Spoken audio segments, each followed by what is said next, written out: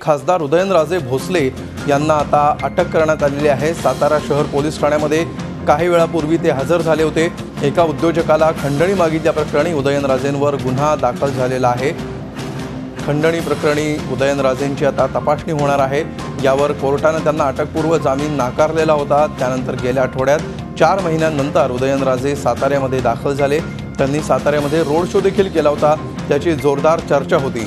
या पार्श्वभूमीवर आज खासदार उदयनराजे पोलीस ठाण्यामध्ये हजर झाले आणि त्यानंतर त्यांना अटक करण्यात आलेली आहे। त्यांना वैद्यकीय तपासणीसाठी जिल्हा शासकीय रुग्णालयामध्ये नेण्यात आलेलं होतं। कायदा हातात घेऊ नये, संयम राखावा असं आवाहन त्यांनी कार्यकर्त्यांना केलं आहे। याविषयी आपण अधिक माहिती घेऊया। आमचे प्रतिनिधी विकास भोसले सध्या आपल्यासोबत आहेत। विकास, साताऱ्यासाठी अत्यंत महत्त्वाचा आणि काहीसा तणावपूर्ण असा आजचा दिवस आहे। काय काय घडलंय आज उदयनराजेंच्या बाबतीत सकाळपासून? उदयनराजे भोसले यांच्यावर जी कारवाई सुरू होती गेल्या 3.5 महिन्यापासून, मात्र अटकपूर्व जामीन असल्यामुळं ते बाहेर होते। मात्र आज सकाळी अचानक सातारा शहर पोलीस स्टेशनमध्ये ते दाखल झाले। यानंतर त्यांना अटक करण्यात आली आणि नंतर वैद्यकीय तपासणीसाठी सिव्हिल हॉस्पिटल इथं नेण्यात आलं। मात्र प्रचंड प्रमाणात कार्यकर्त्यांनी सुद्धा या ठिकाणी गर्दी केलेली आहे आणि सध्या सातारा शहरात प्रचंड तणावाचं वातावरण आहे।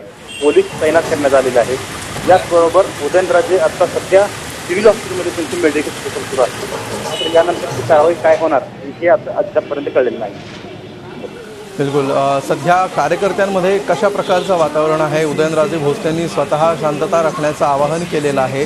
मात्र साताऱ्यामध्ये सध्या किती प्रमाणात तणाव दिसतो आहे? काय परिस्थिती आहे? अमोल, सध्या प्रचंड प्रमाणात कार्यकर्ते हे सिव्हिल हॉस्पिटलच्या ठिकाणी जमा झालेले आहेत आणि उदयनराजेंनी सर्व कार्यकर्त्यांना शांत राहण्याचं आवाहन केलेलं आहे। मात्र सध्या सातारा शहरामध्ये इथले व्यापारी जे आहेत त्यांनी उत्स्फूर्तपणे दुकानं बंद करण्यासाठी सुरू केलेलं आहे आणि संपूर्ण सातारा हा आता सध्या बंद अवस्थेत दिसतोय। अमोल, धन्यवाद विकास या सविस्तर माहितीबद्दल।